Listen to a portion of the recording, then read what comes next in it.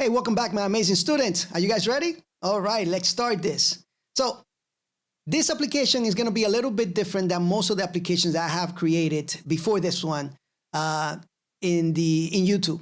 So this is going to be a medium-sized application. We got to work just a little bit different with the structure here, so that way we can make it more flexible in the future. Before we start creating the project tree here, let's go ahead and create the Python environment. Now, for those of you using Windows, let me just do -m. Let me just build this here real quick. VMV, right? So for those of you using Windows, you're probably going to have to type in Python just by itself, right?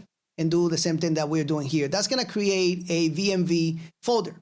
Now we need to activate it. In a Mac computer, like I am right now, we go ahead and do this. Source, VMV, bin, and then activate, just like that. And that's going to give us this sign here, this signal, or this word here, VMV, telling us that we are in the virtual environment. Now we can find out really quick here by doing pip, and we can say list, and you're going to see that the only thing that has been installed here is pip. It's completely empty, right?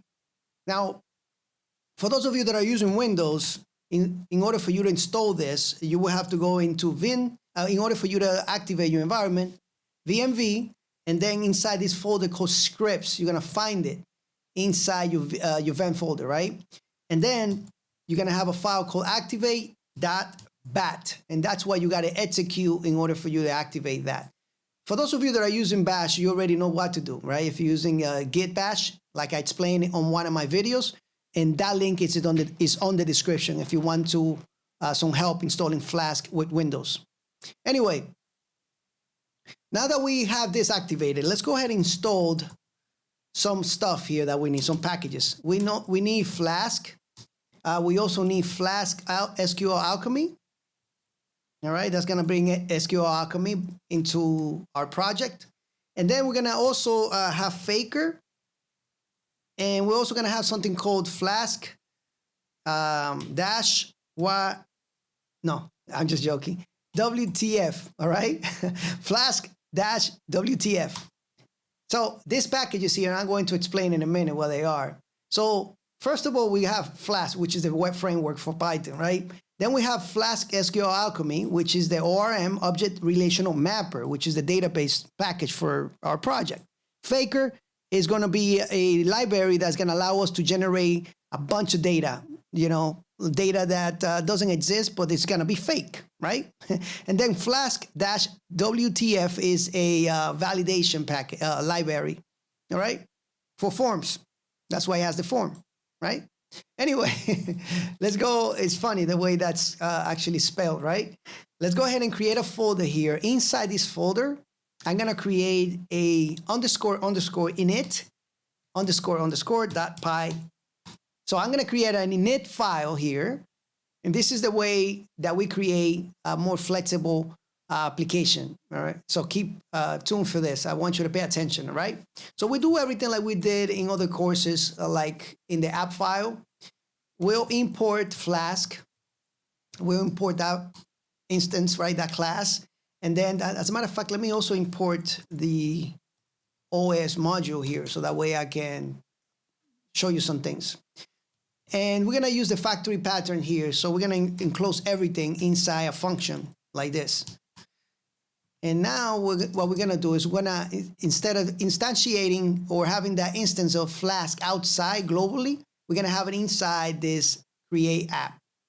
Okay? So we'll say Flask. And then here we'll pass in the name of the file. Then we'll pass some options here that we have, right? So we want Flask to also look for, Flask is always going to be looking for an instance folder, right? When you have an application. And what we're going to tell Flask here is that I want the configurations, I want Flask to also look in the instance folder for configurations, right? That's what I want there. It's going to be relative, right? So let me bring this down a little bit so that way I can pass more options. And here, let's go ahead and create the template folder here. So the template folder is going to be out of the app folder. So we go out once, and then we'd say templates, just like that. Then here, what I'm going to do on the next one is the static folder. This is where we keep our images, or CSS files, JavaScript files, and all that stuff. And here I'm gonna go out and I want Flask to look into the static. It's gonna be siblings of this app folder. All right, they're all gonna be siblings. They're gonna be little brothers and sisters. Really cool. All right. What in the world? Was not closed. Yes, I did close it. Let me just put a comma here. Hold on. It's okay. Let me just put everything on one line before. There we go. This is the problem here. We forgot a comma here. All right. But I need to put everything in one line so that way it looks good. All right. And let me take this line out, even though you can leave it there so that way. But yeah, let's leave it there. That's fine. Let's go to the next line. All right. So on the next line, what we're going to do is we're going to grab the OS module and we're going to make that instance folder. We're going to make sure that it does exist, actually.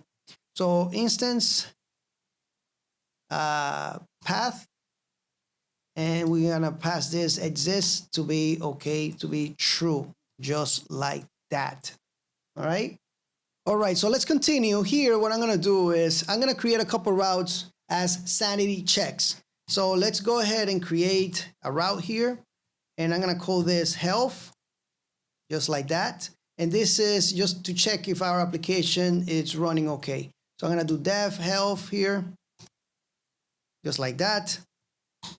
And I'm going to return okay from it. I'm going to return status 200. This is how you do it. All right. All right. The next one, and I'm going to copy this. The next one I'm going to create is just the home page. And this would be home right there, just like that. And I'm going to return it works. And let's do 200 as well. Right below here, I'm going to return the app, just like that. I need to return the app outside so that way we can run our application, right? So this is going to be treated like a module.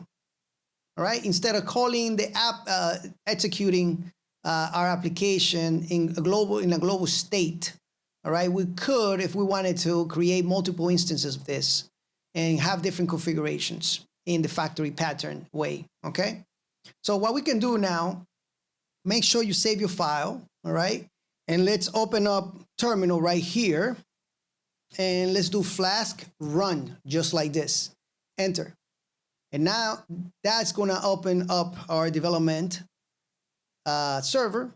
And we do just command or follow the link here. And that should open up something like this.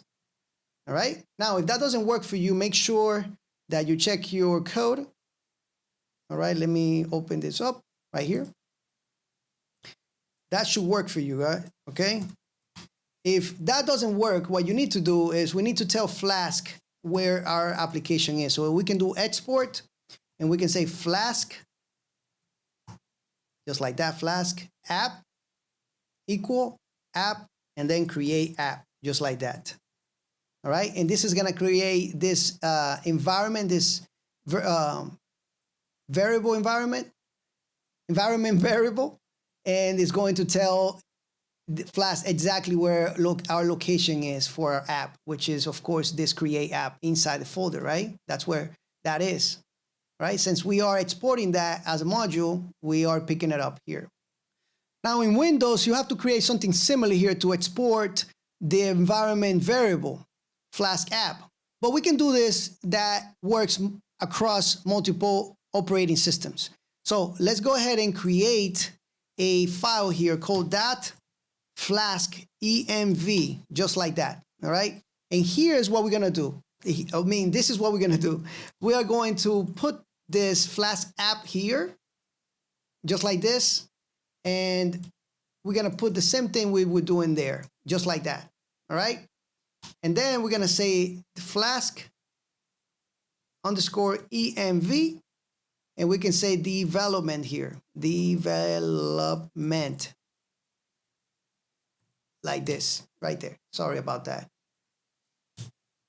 These white words here, I cannot see much. All right. For some reason, me and the white don't get along too much. I'm talking about this text here, right? So Flask_app. And once you put it in here, Flask env, Flask is going to pick that up and, and recognize this. You can also put the debug here to be true, or should I say 1, all right? All right, guys, sorry, I had to pause the video, so you might see the screen flicker, or should I say change here because I had the sidebar. So anyway, so before this actually works, we have to install a package here called python-.env, all right? So let's go ahead and do that, python-.env, all right? So make sure that that package is actually installed. And now we're gonna find out if this is actually working, right? So I'm gonna run here. I'm gonna put some more variables here, and just to make sure that my application runs on this all the time, all right? So this is the host that we have all the time, most of the time, right? 127.0.0.1. And let's run this on a different port so that way we can see this running right away, because we already have this host. Let's run this on a different port. So let's make something weird here. Let's do 4141, so that way we know when we see 41 here that our application is actually running there. So make sure you save your file and do Flask run. And now you can see that it's running on port 4141. So this is being picked up. That's how you know this is actually working. Our application is actually reading this environment file here, all right? So that's it, guys. Thank you so much for watching. And hopefully you guys get this working. If not, just keep doing it and find out. This is what it's all about, right? Learning and learning. I'll see you guys on the next following lectures.